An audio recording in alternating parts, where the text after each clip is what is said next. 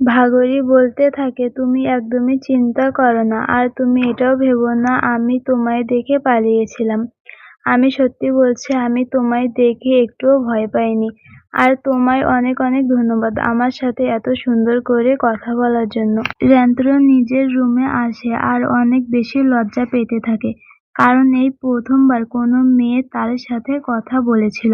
এরপর রেন্দ্র ভাবতে থাকে, ছোট থেকেই তাকে সবাই ত্যাগ করতো, কিন্তু সে ভাগরীর সেই কথাটি মনে করে। তখন সে বলেছিল, আমার হার্টবিট ঠান্ডা হয়ে গিয়েছিল যখন তুমি আমায় দেখেছিলে। এইসব ভেবে রেন্দ্র অনেক খুশি হচ্ছিল।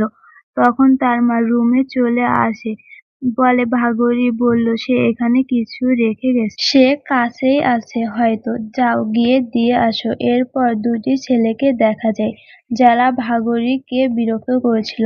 বলতে থাকে, তুমি অনেক সুন্দর, একটু খাটো, কিন্তু অনেক সুন্দর, চলো মজা করা যাক। তখন রেন্দ্রকে দেখতে পাওয়া যায় যে সারা দিকে ভাগরীকে খুঁজছে, কিন্তু কোনো দিকে দেখতে পেল না। কিন্তু তখনই তার চোখ দুটি ছেলের দিকে গেল, যারা ছিল সকালে তার বন্ধুদের সাথে লড়াই করা ছেলে দুটি ভাগরীকে বলছিল, তুমি রেন্দ্র এর সাথে কি করেছিলে? কি ভয়ঙ্কর ছেলে, তুমি তো ওর গার্লফ্রেন্ড হতেই পারো না।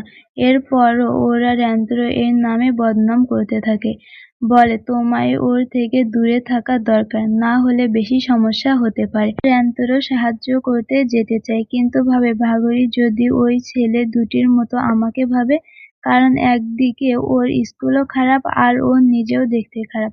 তখন ভাগরী বলে, আসলে কি তুমি সত্যি বলছো?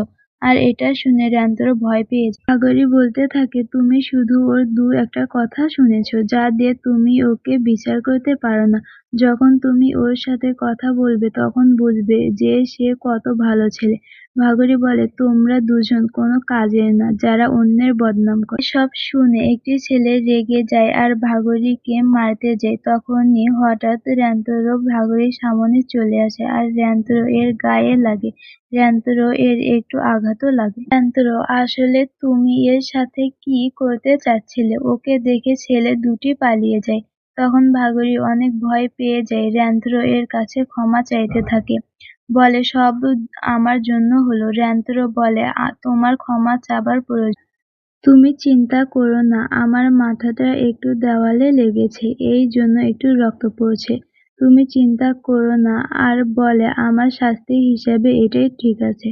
ভাগরী বলে, তুমি এই পাঁচ থেকে বাঁচতে পারতে। রেন্দ্র বলে, হ্যাঁ, কিন্তু আমার তোমায় এক দিক দিয়ে বিশ্বাস হচ্ছিল না, কারণ আমি ভাবছিলাম তুমিও অন্য মেয়েদের মতো হবে, যে আমাকে খারাপ ভাবে, কিন্তু এমন। রেন্দ্র তখন ভাগরীর কাছে ক্ষমা চাইতে লাগলো। ভাগরী ও বলতে থাকে, তোমার ক্ষমা চাওয়ার দরকার নেই। রেন্দ্র মনে মনে ভাবে, আসলে এই মেয়েটি কত সুন্দর, কারণ আমার মতো ছেলেকে ভালো মনে করে, মানে সে ভালো মেয়ে।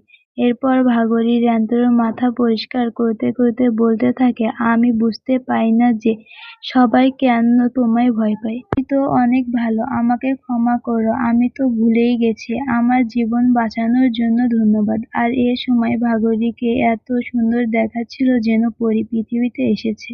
রেন্দ্র ভাবতে থাকে, আমি কত আলাদা, কারণ আমি অন্যের জন্য নিজেকে পেছনে ফেলে দিচ্ছি, কিন্তু আজ প্রথমবার কেউ আমাকে ধন্যবাদ বলেছে, আর সত্যি বলছে। আমার এই কথাটি আরো শোনার ইচ্ছে করেছে। এরপর রেন্দ্র ভাগরীকে স্টেশনে ছাড়তে যায়। তারপর দুজনে কিছু কথা বলে, তারপর ভাগরী যেতে থাকে। যাওয়ার সময় বলে, রেন্দ্র, পরের বার আমি যখন তোমাদের দোকানে আসব তখন একসাথে বসে কেক খাবো। এর পরের দিন রেন্দ্রকে তার ক্লাসে দেখতে পাওয়া যায়, আর ও অনেক ভয়ে ছিল, কারণ সে সারা রাত ঘুমাতে পারেনি, শুধু ভাগরীর কথা ভেবেছিল।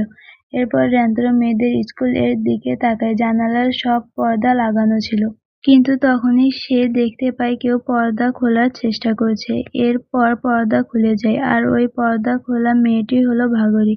আবার তাদের চোখে চোখ পড়ে আর দুজনে অবাক হয়ে যায়। তারা অনেক সময় ধরে একে অপরকে দেখতে থাকে, আর যখনই রেন্দ্র বুঝতে পারে, জানালার পর্দা লাগিয়ে দেয়। রেন্দ্র ভাবতে থাকে, ভাগরী আমায় ভয় পায় না, অন্যদিকে সবাই আমায় ভয় পায়। ভাগরী আমাদের দোকানের কাস্টমার, যে প্রতিনিয়ত আমাদের দোকানে আসে। র্যান্ত্র এর জন্য বড় সমস্যা ছিল যে ভাগরি তাদের শত্রুদের স্কুলে পড়ত। আর এটা আপনারা ভালো করেই জানেন দুইটি স্কুলের মধ্যে কিরকম সম্পর্ক।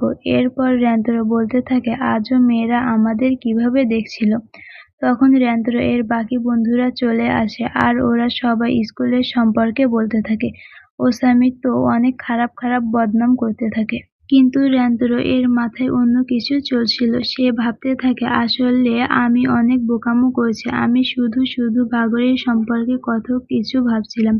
এরপর ওসামি বলতে থাকে ভাই তোর কিছু হয়েছে নাকি? কারণ যখনই তুমি মেয়েদের স্কুল দেখো তখনই কি সব কথা বলতে থাকো। র্যান্ত্র অবাক হয়ে বলতে থাকে ভাই তুই পাগল নাকি? আমি এই রকম বোকামি কেন করব? এরপর ক্লাসের সব স্টুডেন্ট র্যান্ত্রর দিকে তাকিয়ে থাকে। এ কথাটি সে জোরে বলেছিল তাই। আর এটা দেখে ওর বন্ধুরাও অবাক হয়ে যায়। বলতে থাকে তুমি এ কথায় এত রাগান্বিত হচ্ছ কেন? এরপর টিচার ক্লাসে আসে কিন্তু র্যান্ত্র তবু ভাবতে থাকে আমার মনে হয় ভাগরি আর আমাদের দোকানে আসবে না। কারণ ও আমার সম্পর্কে সব সত্যি জেনে গেছে। আর এক দিক দিয়ে দেখা যায় তো ভালো হয়েছে, কারণ অন্যরা যদি জানে তো ভাগরিকে খারাপ ভাববে। র্যান্ত্রর এর মাথায় এরকমই অনেক বিচার আসে। আর আসলে সেও অনেক চিন্তায় পড়ে যায়। তারপর ওসামি র্যান্ত্রকে বলতে থাকে আজ কি তুমি ফ্রি আছো? র্যান্ত্র বলে হ্যাঁ, আজ আমি একদম ফ্রি। আর এ কথা শুনে র্যান্ত্রর সব বন্ধুরা খুব খুশি ও অবাক হয়ে যায়। এরপর সবাই বাহিরে আসে। আর বাহিরে আসার পর সবাই খুব অবাক হতে থাকে। সবাই শুধু একদিকে তাকিয়ে থাকে। আর ওরা সবাই ভাবতে থাকে এখানে কি চলছে। এরপর সবাই দেখতে যায়। এরপর দেখে সবাই অবাক হয়ে যায়, কারণ ভাগরি কারোর জন্য অপেক্ষা করছিল।